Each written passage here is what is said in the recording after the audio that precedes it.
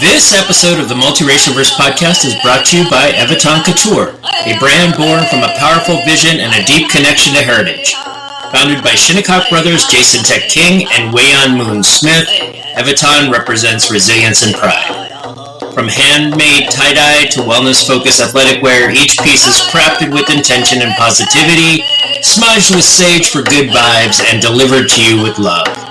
Join the Eviton family on their journey of empowerment and inspiration. Hit up Moon on Instagram at Eviton_KS, that is native spelled backwards _KS to view product and place an order.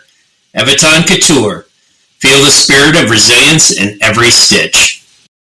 No, but what was driving me, I think, really just always feeling like if my dad and my parents really could come to this country, not speak the language, have so many barriers, and still make a decent life for themselves and for my siblings and I, then I have no excuse. Yeah. Like that's this constant thing. I need to just accomplish as much as I can, right? Yeah. My skill sets and my gifts and whatever else I have, I can do, big things. And it's almost like a wanting to make my parents proud. And feel like that's my way of giving back to them for all of it. Welcome to Season 2, Episode 8 of the Multiracialverse podcast. I am your host, Antonio Fernandez. In this episode, we are honored to have Sanjay Kapoor, co-founder and CEO of Connected Mindful Living, where Sanjay brings his expertise in executive and wellness coaching with a focus on mindfulness practices for holistic well-being. Sanjay's journey is truly inspiring, starting with his family's migration from Pakistan to India during the partition. Growing up in the culturally diverse community of Almora, Sanjay was deeply influenced by his parents' values and the importance they placed on education. Sanjay shares the complexities of navigating his cultural identity as a refugee immigrant and his academic journey from engineering to environmental sciences. His early career in rural development and sustainable agriculture in India laid the foundation for his commitment to breaking cycles of poverty and empowering communities. Sanjay's transition to leading nonprofit organizations in Nepal and his innovative mindfulness programs in the United States highlight his dedication to fostering resilience and mental wellness. Join us as we explore Sanjay's story of resilience, adaptability, and the power of following your heart. This episode celebrates the intersections of culture, identity, and well-being, and the transformative impact of mindfulness and inclusive practices. Tune in for an enlightening conversation that underscores the importance of living authentically and the potential of coaching to help individuals reach their fullest potential. Sanjay, welcome to the Multiracialverse. How are you? I'm good. Thank you for having me. It's great to see you too. Yeah, the pleasure is all mine. I loved our chats back in the days. You have lots of interesting experiences, and I can't wait to share them with the audience. So tell me about your origin story. So I'll tell you a short version of it, because I don't think we have a whole day, right? So my family is from now, which is in Pakistan. So from British India. So my parents, they migrated to India part after 47 split, India Pakistan. My parents were refugees in India. So after this, they were displaced.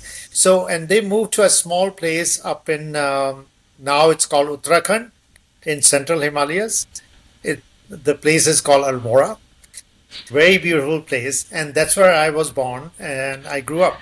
So that's my, a little bit of origin. A little bit of background for anybody who doesn't know the history of what was happening around that time. Yeah, so what will happen was, when Britishers left India, so the country was divided. It was British India divided into two areas. One is Hindu-dominated area, which is now called India, and Pakistan, which was Muslim, right? So there were violence happening because of the partition. So Hindus who were in Pakistan area, that became Pakistan, they were getting killed and displaced. And same was a similar thing was happening on the India side, Hindu side, so where there were Muslims, they were getting killed and they were going to Pakistan or, hiding. And so it was a really, really traumatic and tragic time in the history. Wow. So that's how my family were displaced. And so they started all over again in India. That's where I was born. And I was the youngest one in the family. And yeah. So really quick, you said you were the youngest, meaning you have older siblings. So their birthplace then would be considered Pakistan. Yeah. My elder brother, Yeah. one of the sister who passed away recently, they were born in Pakistan. Yeah. And my two of my sister, they were born in India. Oh, wow. Okay.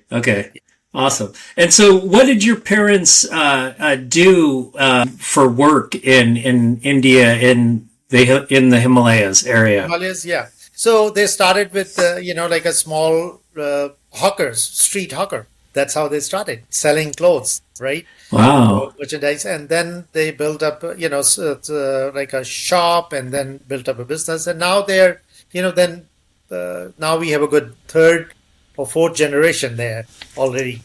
So that's how they started, and slowly built up, and raised. And really quick, just for the history's sake, were your parents both from that area in Yes. Pakistan at the time? Yes. Yeah. Okay. So it was kind of an interesting story they told, So my mother told me that my father passed away, when I was in high school. But my mother told me, when they were attending a wedding in Kashmir, so most of the family was there. Yeah. And that's where they got a message from someone, who used to work for my father, who used to look after my father's horses. And he sent a message, don't come back. If you come back, you will get killed, and there's looting and there's burning and everything. Wow. And people are looking for you. So, because he used to be a, well-known person in that area and considered wealthy in, those times or whatever it is. So they never went back. So whatever possession they had, like jewelry or there was one bank account or something that still worked. Other than that, they had nothing. So wow. So they never went back home. Wow. And so fast forward, you and your sisters and brother, you're growing up in India. What did childhood look like? Was school an automatic thing, or what was your childhood like? Oh, it was very interesting to me. So Almora is the place I come from. Almora, and we had a very mixed community, very diverse. So we were it's part of like Uttarakhand. So it's Kumaoni. Kumaon is the region and the language. Kumaoni is the language. Okay. And we were considered outsider, immigrant there. Oh wow! Right, Wow. the refugee immigrant, and because we were Punjabi ethnicity and from Punjab area, so we were Punjabis in Kumaon, and and there were it was and the area we had Muslim families, we had Pathan families, and then we had Christian family. Yeah. So it was all everyone, wow. So there were some lamas, Buddhist, people, monks were there. So those are there, and then so I went to actually school was it was called Bible Hall. So I went to it was a Catholic school. Oh wow!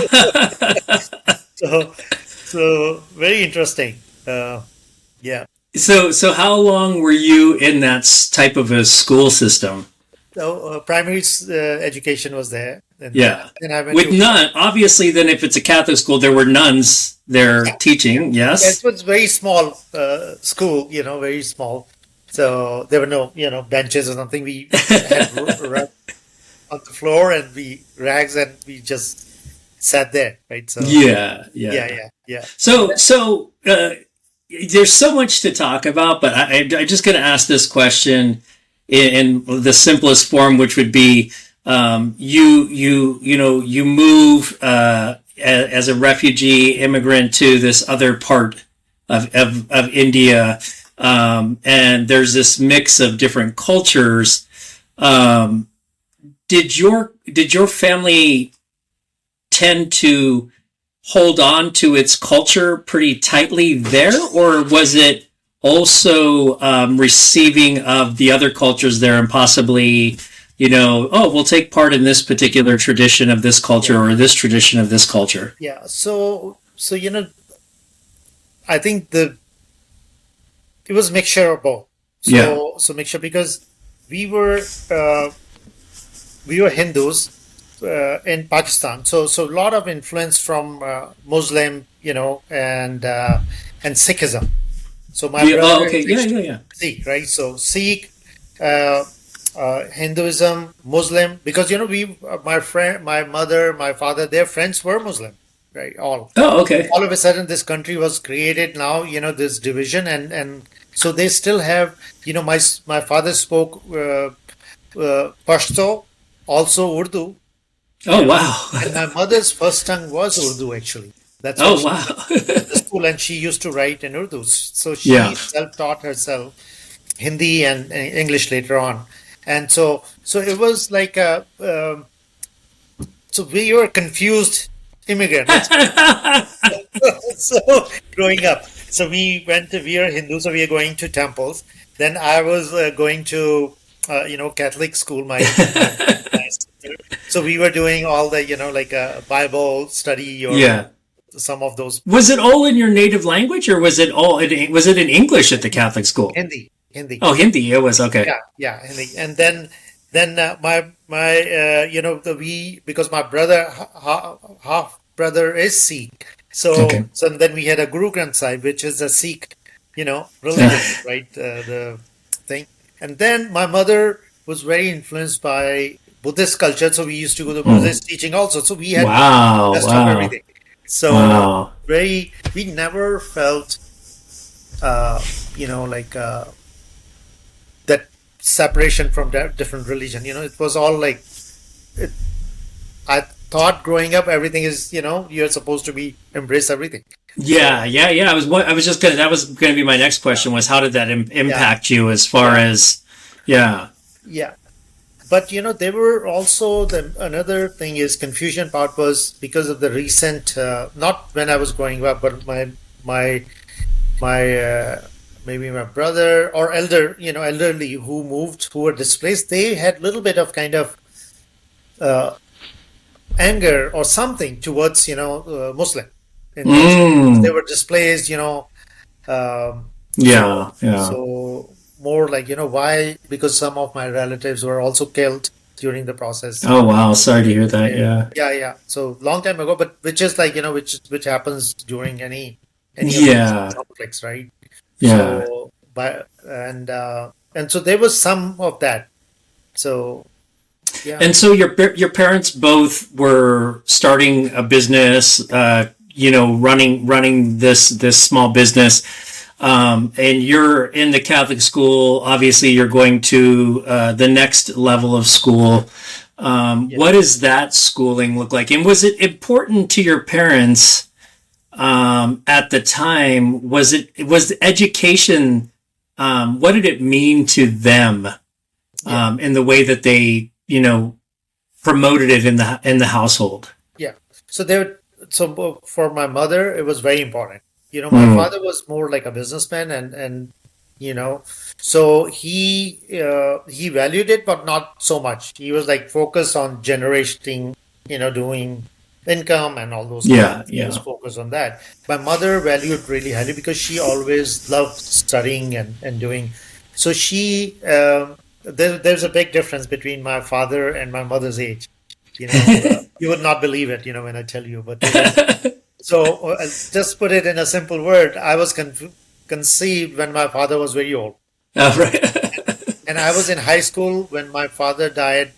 He was 93 or 94 years old. Oh, wow. Yeah. I mean, my father was older, but He was 16 years difference with my mom. So but my so that's why my mom, because she got married so young, she never had a chance to study.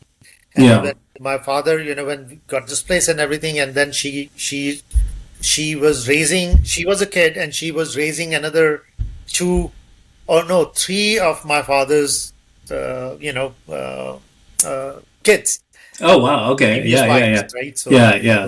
who passed away, and that's how. So raising. So it was kind of interesting, right? So she never had a chance to go to further studies, but she really encouraged us to study and progress.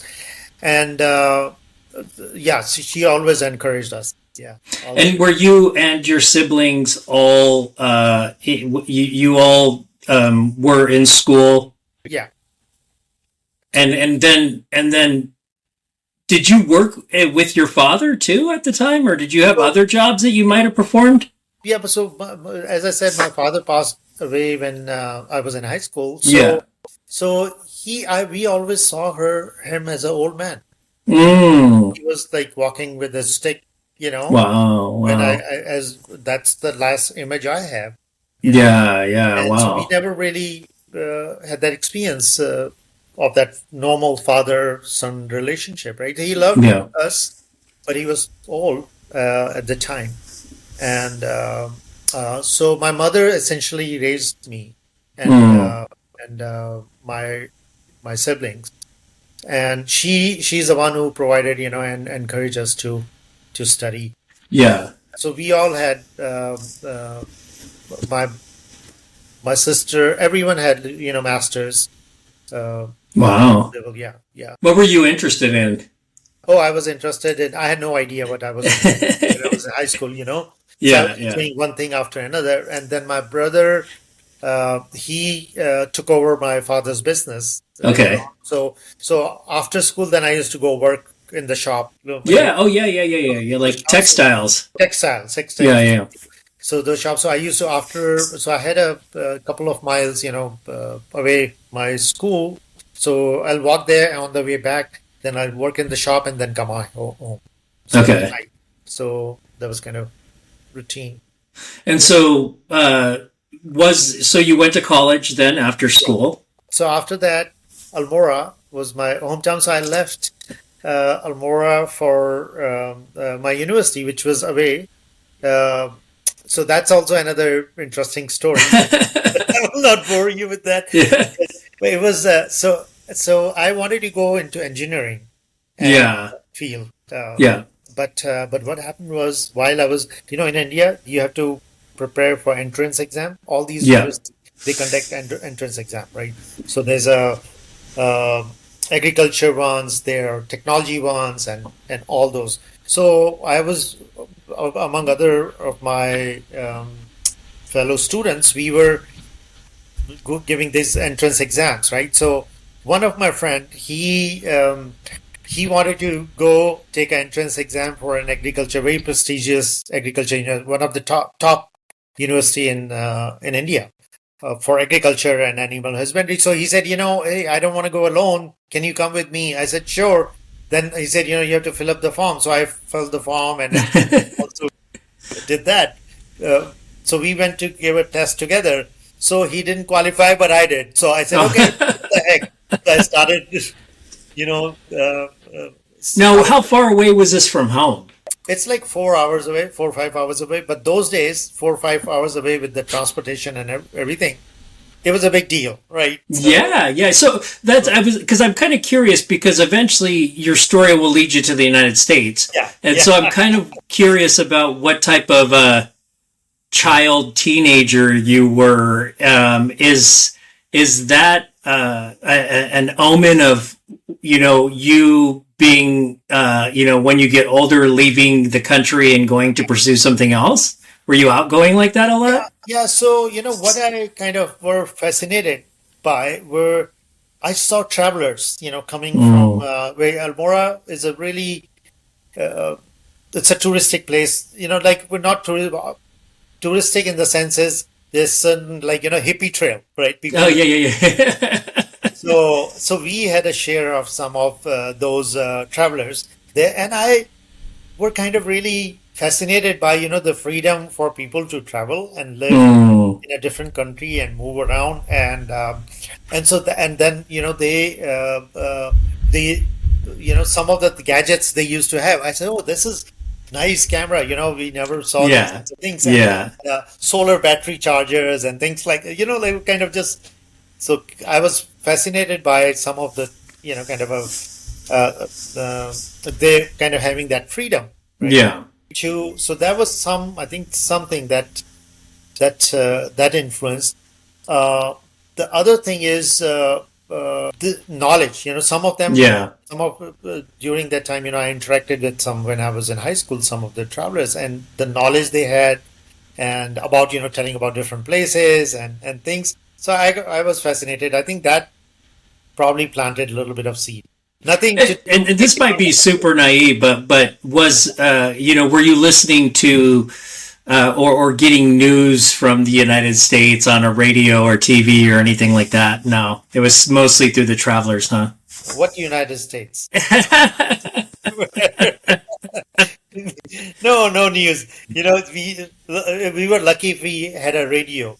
Yeah. So hard to find radios in those days. So And so you fill out a form, and all of a sudden you're enrolled at this school. You're like, what the heck? what Were you interested in that? so Or if it would have been something you weren't interested in, would no, you have not I was gone not. even though you got accepted? Yeah, I was not interested in agriculture. Oh, So okay, I thought, okay. okay, this is good, but they also had an engineering college. Oh, okay, okay, okay. I thought, oh, later on I'll transfer to engineering college, but that never happened. I never did that, and then I started enjoying it, learning about agriculture, animal husbandry, so how to grow crops and all those things. So that Wow. then I just stayed there. So that took a turn uh, in my career. And so then towards the end of my bachelor's, then I got fascinated with the environmental, stuff like Yeah, pollutants and how to keep the planet green and greenhouse yeah, yeah, gases. And so that was like 1980. When is it? 86, 87. yeah. So then I changed my major and went into environmental sciences. So that was my master's. And yeah, Was that free? Was college free, or how did no, that work? no, Okay, it was not free, but we had to pay. My brother paid for it, and okay. my mother. But it was very little money, not too expensive. Yeah, yeah, You yeah, know, in But for me, it was pretty expensive. It's yeah. all relative, right? It's all relative. Yeah, yeah. Yeah. Well, did you any college life stories? Do you feel that I know that you mentioned something about I think your children are off to college now. Yeah. Do is the experience they're going to be way different than the one you had, or Yeah. There's so many stories, but I don't know if I should talk yeah, they are recorded. recorded. So, so So where does your degree lead you? my degree. So again, because I took a lot of the times I took decisions, whatever comes next. Not Mm, much planning and whatever driven by my heart, not mm. my brain. So Yeah. most of my Or by somebody else telling you, obviously, right? Did your obviously it doesn't sound like your mother would, mother, yeah, direct you in one way strongly versus saying just promoting education, yeah, right? just promoting Yeah. education. So Yeah. she would not say, go do this, go do that, but say, I want you to have the best and the highest education you can get. Yeah. Yeah. To all, no, to my sister also, and to me. College was, so I was going to join uh, like a testing lab, environmental testing lab in Delhi. New Delhi is a capital, and so I went to home, Almora, and then to say to see my mother, and then and I collected everything, my luggage and everything, and I was going to join this company in New Delhi. On the way, one of my friend So he used to work for a nonprofit and helping farmers and and villagers. Yeah. So he said, "Come, come stop by, when you're going on your way and spend a night here, and then you can carry on." So I went there with my all my luggage, and there, so they're the chairman of this company, this organization, non-profit. He was Yeah. there. So he said, why are you going to Delhi? Just I'll offer you a job here. Why don't you work here and help your own region? And this, I said, sure. So I, Yeah. Yeah. I just stayed there and accepted that job, and that was working for environmental and rural development, rural like for in yeah, so farmers and that kind of work. So that was my first career. Yeah, How far away was that from home then? that was like 3-4 hours away. Oh, okay. So it was Yeah, that. Okay. yeah, not And that. so what were you doing? Any highlights of that particular job? Yeah, so there I did. They had a experimental farm, testing experimental farm, organic agriculture, and all that. So I managed that farm. Then also in this area, there's a problem of marketing uh, fruits and vegetables. Mm. So that means because the farmers uh, were tied to an old system where the buyer would lend them money and they were obligated to sell it to them, right? Yeah. So in Yeah. that Yeah. way, so whatever rates they will give, they have to accept it. So it was like a really vicious cycle. So they were Yeah. not going to break that. So what I did was I helped form farmer fruit and vegetable cooperatives. Yeah. So to break that cycle. So break the cycle so they are able to sell their produce at a market rate.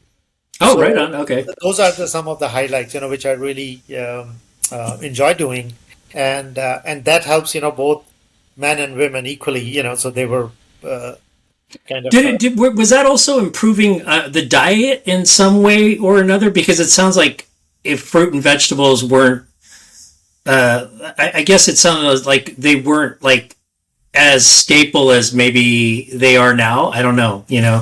well indirectly. So they were Yeah. growing vegetables, but Okay. this gave them a market, for Okay. Okay.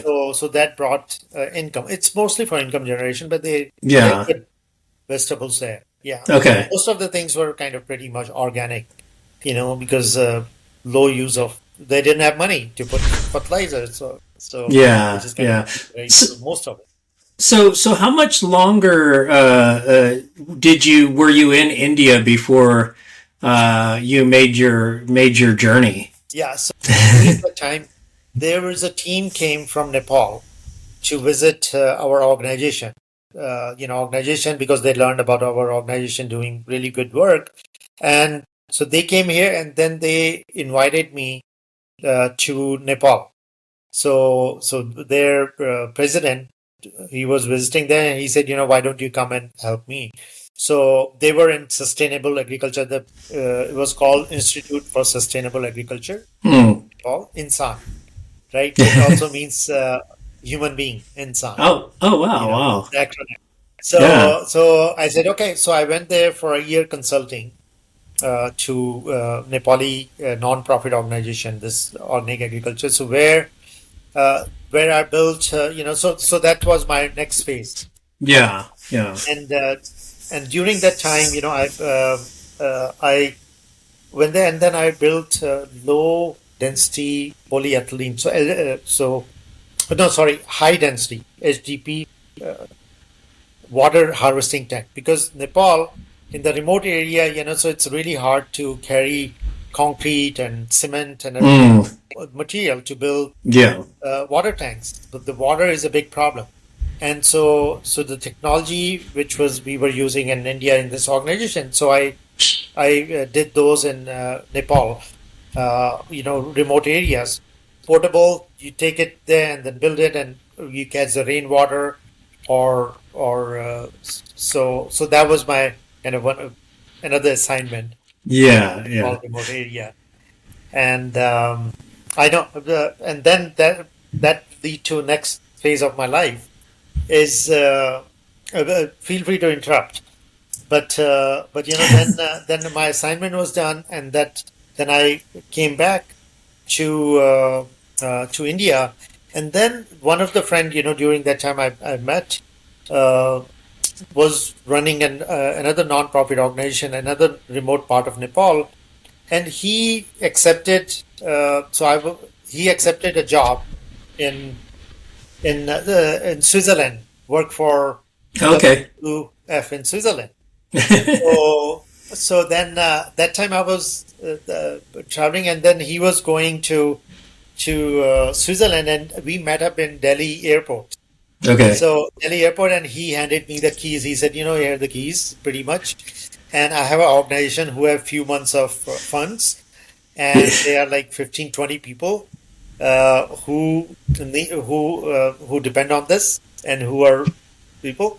And here the some of the donors list, but you need to raise funds and everything. And so I said, okay. So I took that key and landed in Nepal, and ran this organization for another couple of years or Oh, so. wow.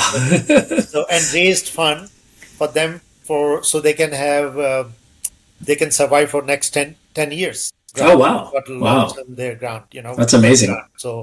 So then Were you at, I mean, and were you at all, you said you followed your heart. I mean, yeah. was there at any point where, the economics of working for a nonprofit were rubbing up against like you following your heart and doing these good things for the community? Yeah, it was like the tourists used to pay very little money, right? So my Mm. first job when I started, it was in U.S. terms. I mean, it was U.S. terms. How much was it? Let's see, maybe like $20 a month or Mm. something, you know.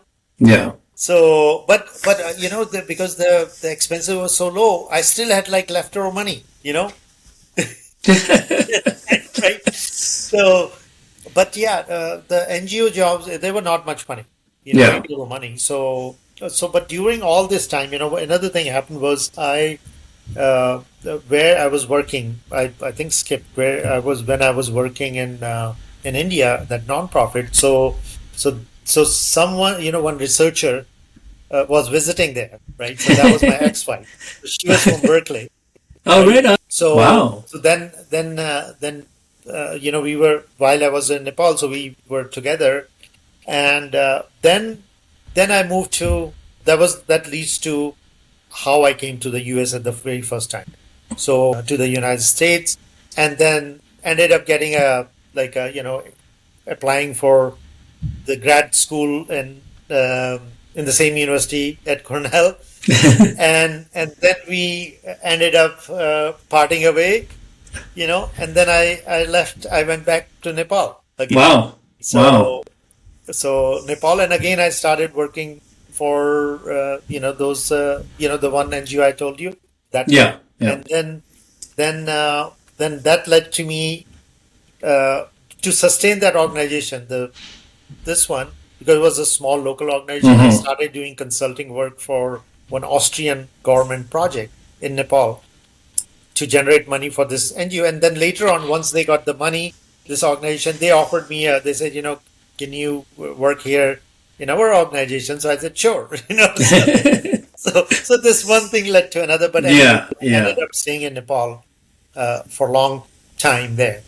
Uh, yeah, And to fast forward, how did you get back to the United States? Because I uh, want to definitely talk about your yeah, work, the work you're yeah. doing right now. So, So how I got back to Nepal. So there, then I got remarried. With my current wife, I have been yeah. married for 27 years. Oh, wow. Wow. Yeah. It was my mother and my family. They did an arranged marriage. This one is arranged marriage. Oh, okay. Oh, wow. So they Okay. knew a girl from my hometown, and then anyway, it was arranged. So we got married. Working in Nepal, very good job, very good. Pretty enjoy. I was enjoying, and then what started was happening was there were some in there were some it was becoming difficult for me being Indian working in the remote area. Mm, mm. And and uh, and also then as I had a kid that time, my son, I said, I want to do something else. I want to provide better life for my kids. So I'm happy here, and that was one of the best time of my life living in Nepal. But Mm. I thought long term it will be difficult for me to stay. So then the consultant, that job, I was working for Austrian government, so I negotiated. So they gave me a good, reasonable money, so that I was able to save some money to travel back again to the US. Oh, And okay. so I went back, reapplied for my green card. They approved it. Was something really quick? Was something that was planted in that first visit and stay? Was Yeah. something planted there as far as a seed that you knew you wanted to go back at some point? No, no. That time I left, I said I'm not coming back in some Oh sense. wow. Okay. Because my whole reason I was here was for to accompany my wife, ex-wife, Yeah. Yeah. right? So that was the whole purpose. And actually, Tony, another interesting part is that time when I went back, so I started drinking a lot. Mm. I was drinking. I Yeah. become alcoholic pretty much. Yeah.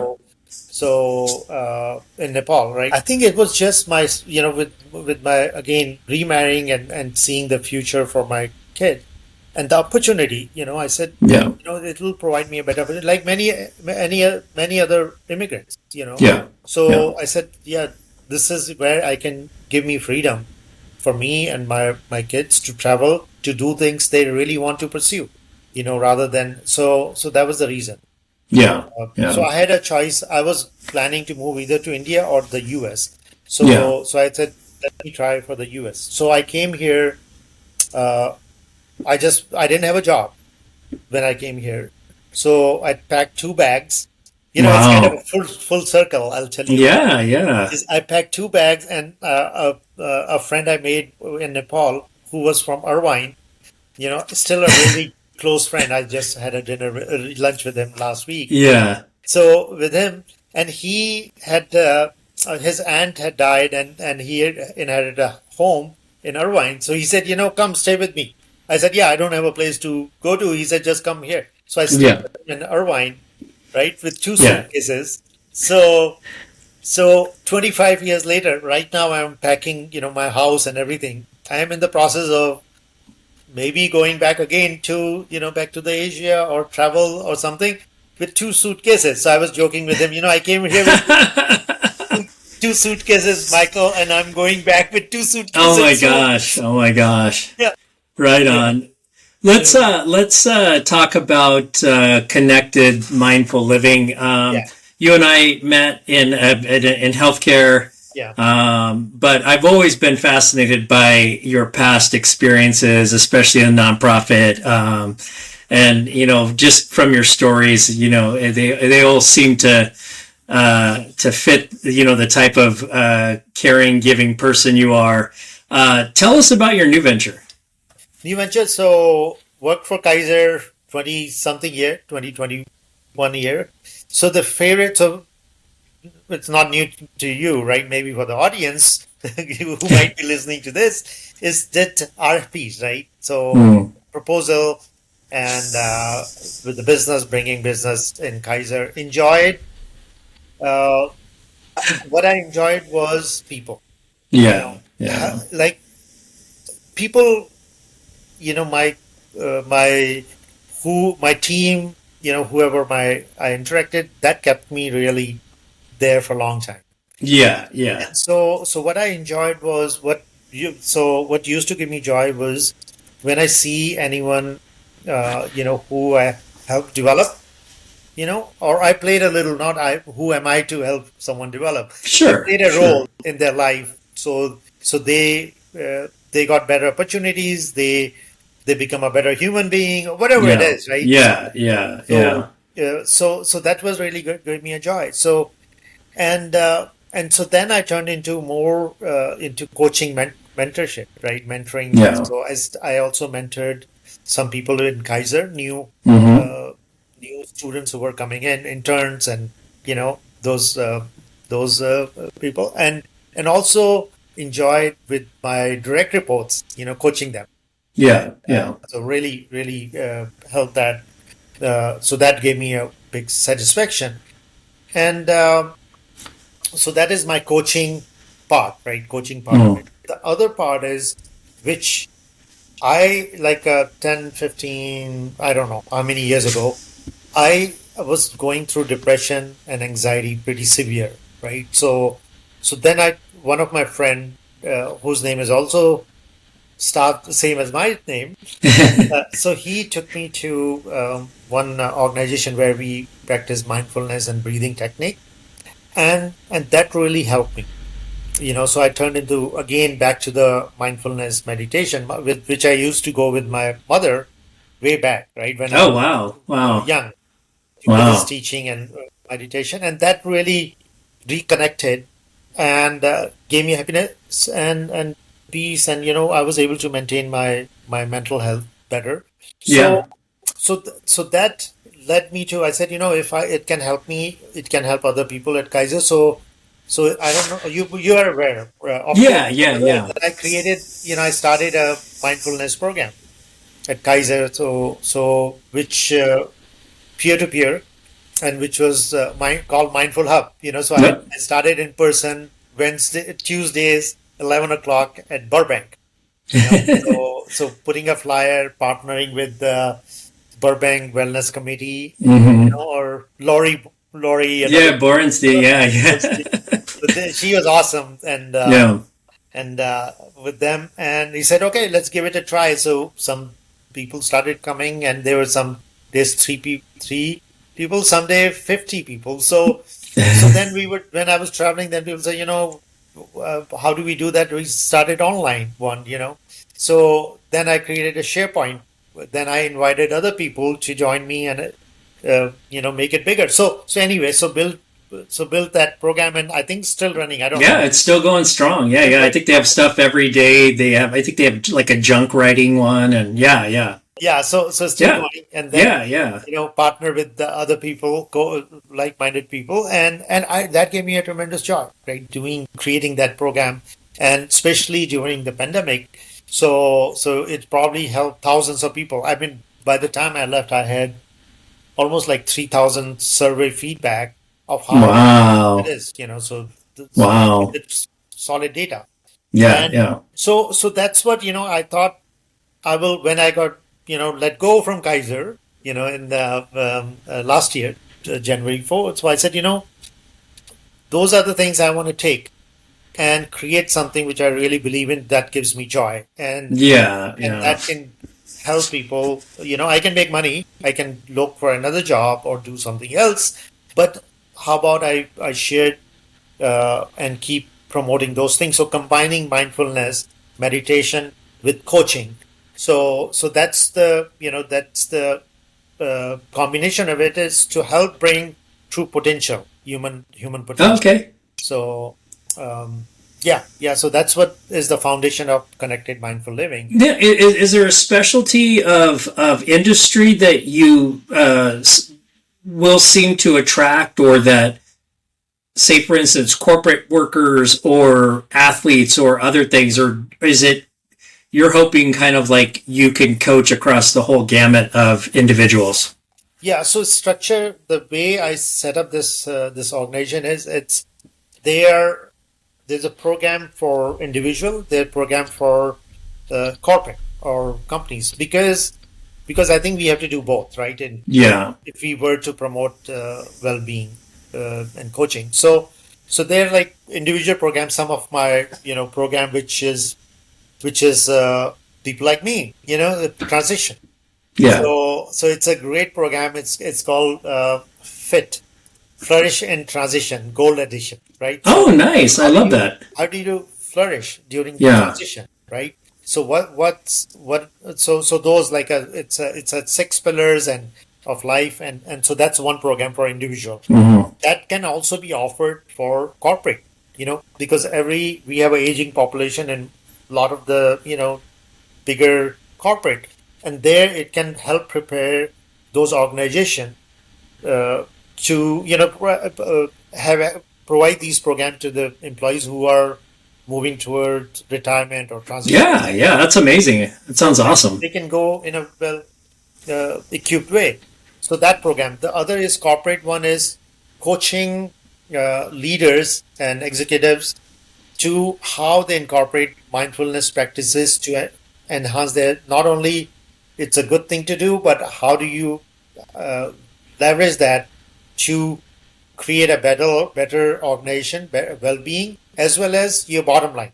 If people are happy, they're gonna produce more, and it's gonna increase their revenue. And it's not something I'm saying. These are now a lot of research fact, right? So supporting. Yeah.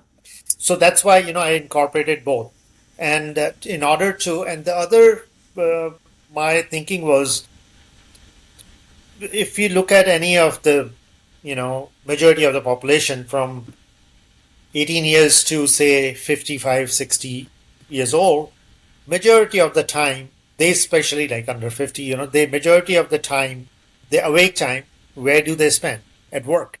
Yeah. Either thinking about work or doing some work. Yeah. Or so if we, take those mindfulness and coaching and those kind of practices to work, incorporate in the work, that's where, the families will also benefit, the whole society, right? Yes. So, because that's where they're spending most of the time. The normal approach is other way around. Normal approach is you do those things outside work, right? The mindfulness, you practice outside work, well-being, you practice outside work. But I think my thinking is to incorporate it in the work. So where they spend most of the time, so it becomes a better society. They go home and they take those practices. So that's I love that. Yeah. That's amazing. Yeah. That's definitely looking at it from a totally different angle. I think one of the questions I have is, are you using like traditional methods, things that you grew up with, traditional Indian practices, or are you mashing things up and putting some sort of a twist on them, or like a hybrid twist? Yeah. So it's nothing. It's not my innovative thing. I'm borrowing from different places. So, from the whatever works. I'm not like a purist. Okay, you have to do like this, you have to do like that. So my whole purpose in Kaiser also, the Kaiser Permanente, also the meditation, or the mindful hub is created based on the secular and kind of a practice, right? Inclusive practice where anyone, no matter what your belief system is, you will feel you belong to that, right? So that was the approach. So that means creating, even removing, like, Hindu tradition, you have Om and all those, Namaste and everything. So remove that. I said, there's no need for this, because everyone needs to. Some people, this simple words, even though they have a deeper meaning, can create a problem, right? So the purpose have to be clear. My purpose is to have people benefit from it. So why create a hindrance based on some word, silly things, right? So that's why I incorporate various practices, whatever is good. But mostly, mindfulness originated from Buddhism, right? Yeah. Buddhism is the original one. So but there are several kind of meditation and mindfulness practices in all the belief system you can think of. Islam to Sikhism to Catholic to everywhere, right? Right? So provide the secular practice and let people bring, their own into it, incorporate it. Like, for example, I was facilitating a weekly mindfulness practice for seniors in India, not senior, what do you call it? Older adults. Right? So from here virtually. So I wouldn't, say, or even though majority of them are Hindu, but I would say, you at this time, if you want to have your own keyword or mantra, you can say so, but I wouldn't say, say chant Om with me or anything like that, right? So because so we have to make it so people can, get attracted to it and they find it. So removing all the barriers to entry into that. Yeah, no, that's awesome. Yeah, because I think it's the practice itself versus, Yeah. how it's labeled is what you're saying as far as the importance of what's your recipe for world peace, and then you can take us out by sharing where people can find you on the internet. What's your recipe for world peace? What piece is be honest with yourself, Yeah, and follow your heart. I think that's yeah, simple. Keep it very simple. Keep it simple. Life is too short. You are here today. You don't know what's the next moment. So living it's everyone say that, but truly yeah, living the moment. I'm trying to do yeah, that. So yeah. so with that, so thank you so much. Yeah, where can people find your So website they can find me and you on? on LinkedIn is the best place. So LinkedIn and Sanjay Kapoor one, I believe. Okay. My Sanjay Kapoor one, and I can Yep. provide the link. And Yeah. I'll put it on our website and share it. also Yeah, on my yeah. website, check my website. So thank you very much. Yeah, and I will get back. We will have you back, in a few months when things, really start picking up and rolling for you. And yeah, I'd love to hear more about some of the success you're having. Yeah, and the other thing is, what I say and what I have is on my, this is it's the money is not a barrier for service. Mm, So if anyone needs service, they will get it. Through wow. my organization. That's the goal. So it's not if you're my rate is whatever it is, but Yeah. if you come, if you need it, you don't have money, you pick your own price. If you're able Wow, to, that's if you're not awesome. able to, that's fine too. That's fine too. Or you can pass it to pay for someone else. So those Awesome. are the things I want to highlight. Yeah, it's awesome, Sanjay. Awesome. Thank you so much. I know we could probably talk for hours because you have I such know. interesting experiences and story. Thank you so much for giving You're me welcome. Thank you. this amount of time. Yeah. Have a great day, Sanjay. You too. Take care. Bye Thank you for bye. reminding my appointment. So thank you. Yes.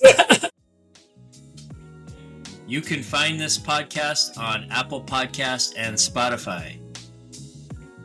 Huge shout out to my friend Johannes Skoda for mixing and creating the intro music, and DJ Kazam for the track.